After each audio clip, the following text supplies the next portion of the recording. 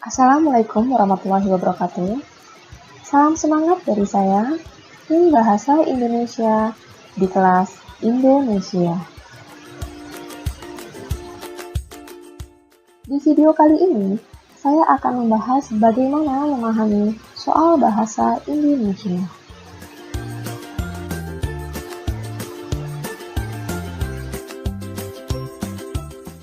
Soal bahasa Indonesia selalu saja disajikan dengan berbagai macam kutipan teks. Lalu bagaimana caranya supaya kita bisa memahami dan mengerjakan soal bahasa Indonesia?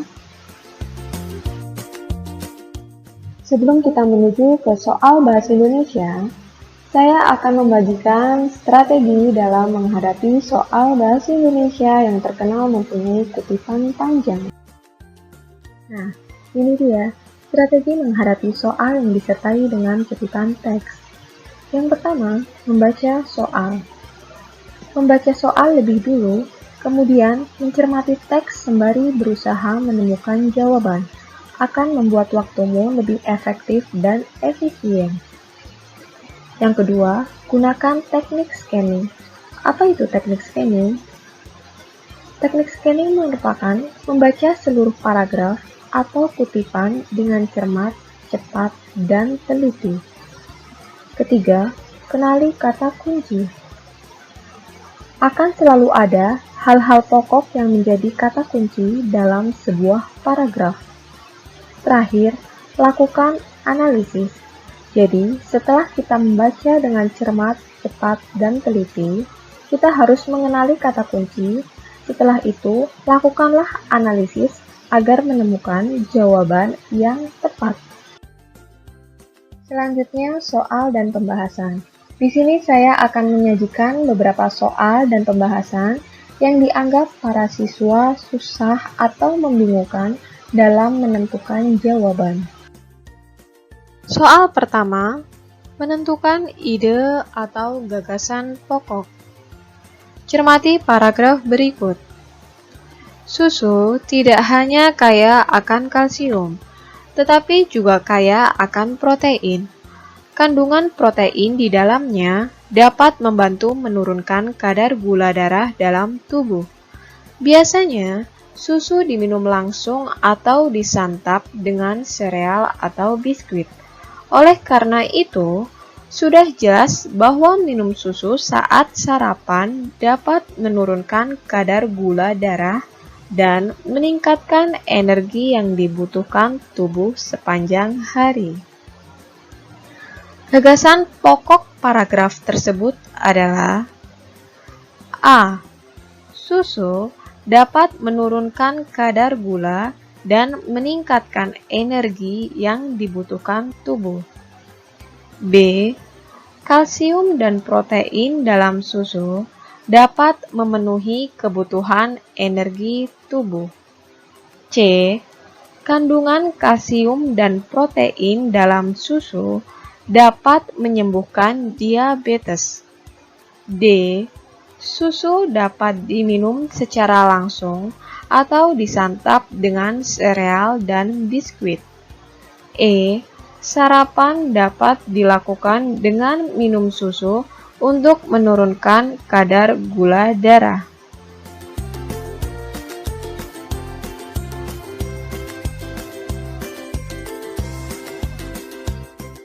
Perlu diingat, poin penting dalam ide pokok.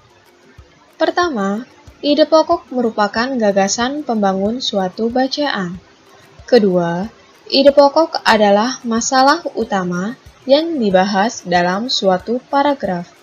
Ketiga, dinyatakan secara eksplisit dalam kalimat utama atau kalimat topik. Keempat, ide pokok dapat berada di awal paragraf atau deduktif, di akhir paragraf atau induktif, awal dan akhir paragraf atau deduktif-induktif, dan menyebar di seluruh kalimat atau paragraf narasi deskripsi.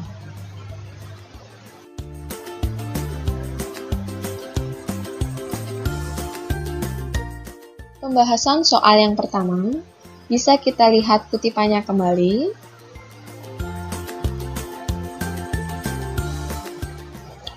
Kalimat yang saya beri warna biru itu adalah inti pembahasan atau masalah utama tentang susu yang tidak hanya kaya akan kalsium, tetapi juga kaya akan protein.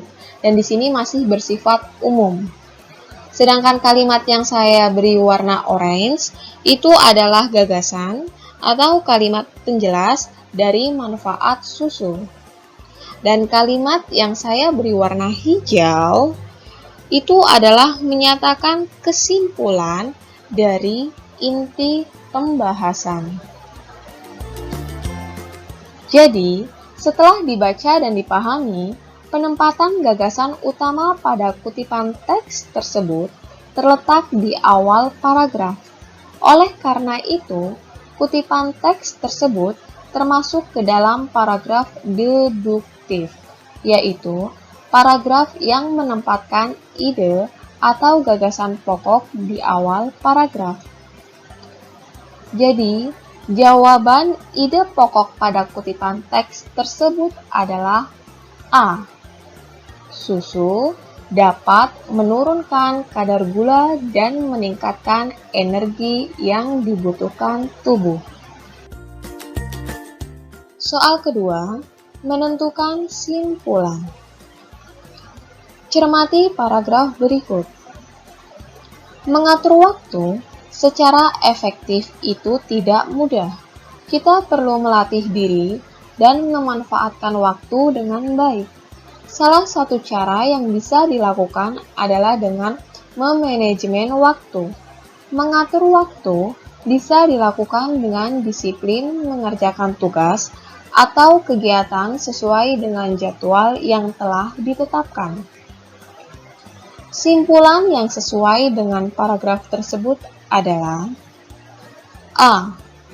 Waktu dapat digunakan secara efektif melalui kedisiplinan mengerjakan tugas. B. Waktu akan mudah hilang apabila kita dapat memanfaatkannya dengan baik. C. Manajemen waktu menjadi cara paling efektif dalam memanfaatkan waktu. D.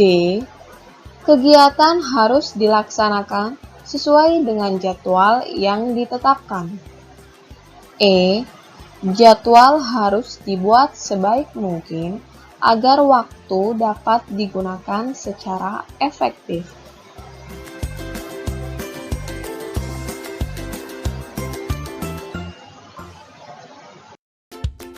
Sebelum menjawab pertanyaan tersebut, kita harus tahu bagaimana cara menentukan simpulan dalam suatu paragraf. Pertama, langsung menyimpulkan.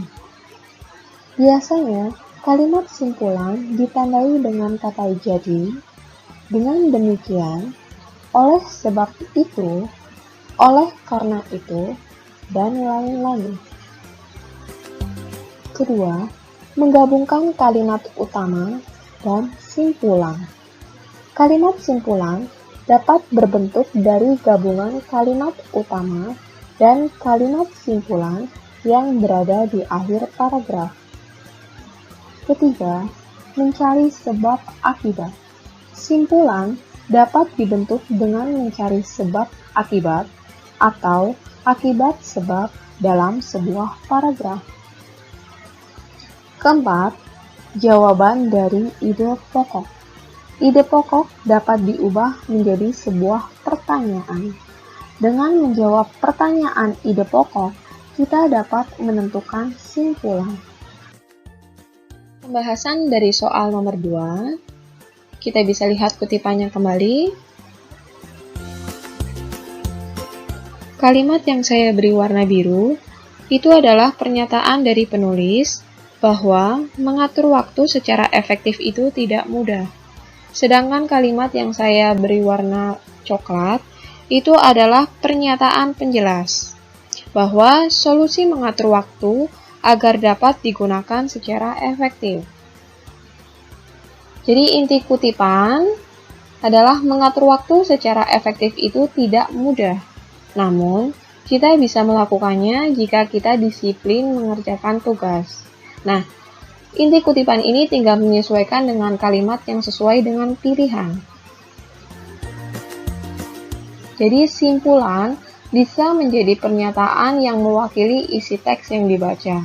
Dalam teks tersebut, bahasan tentang waktu menghasilkan simpulan bahwa waktu dapat digunakan secara efektif melalui kedisiplinan mengerjakan tugas.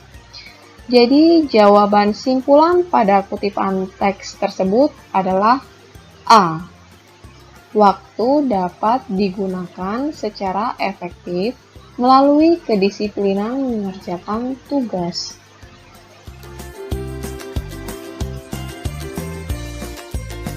Soal ketiga, tanggapan logis. Cermatilah paragraf berikut.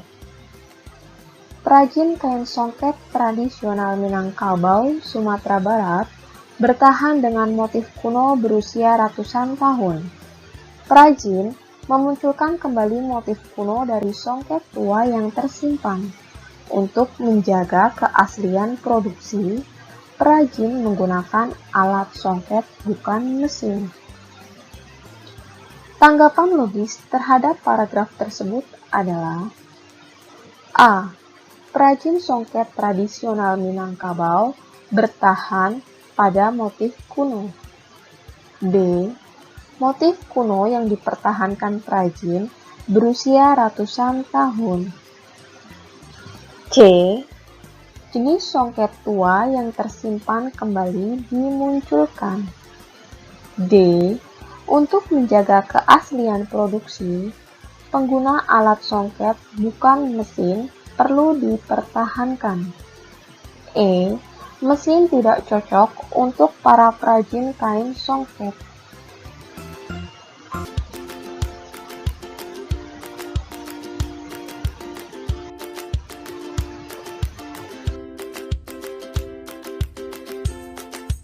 Perlu diingat tentang tanggapan logis. Tanggapan logis merupakan komentar ataupun pendapat yang masuk akal. Tanggapan logis juga dapat berupa pernyataan yang berisi dukungan atau penguat.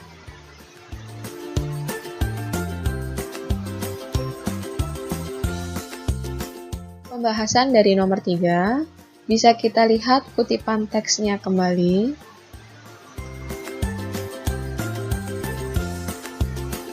Jadi inti kutipan dari teks tersebut adalah kutipan teks di atas membahas tentang perajin kain songket di Minangkabau yang bertahan dengan motif kuno dan menjaga keaslian produksi dengan menggunakan alat songket bukan mesin. Jika inti dari kutipan teks sudah ditemukan, kita tinggal melihat pada option jawaban dan menentukan tanggapan logis yang sesuai dengan inti kutipan yang telah kita temukan. Pertama, perajin songket tradisional Minangkabau bertahan pada motif kuno. Option A ini adalah kalimat fakta. Kedua, motif kuno yang dipertahankan perajin berusia ratusan tahun. Option B ini juga adalah kalimat fakta. Yang ketiga, jenis songket tua yang tersimpan kembali dimunculkan. Option C ini juga kalimat fakta. Keempat, untuk menjaga keaslian produksi, penggunaan alat songket bukan mesin perlu dipertahankan. Option D adalah tanggapan logis. Yang kelima, mesin tidak cocok untuk para perajin kain songket. Option E adalah tanggapan negatif. Jadi inti kalimat pada kutipan tersebut adalah D. Untuk menjaga keaslian produksi, penggunaan alat songket bukan mesin perlu dipertahankan.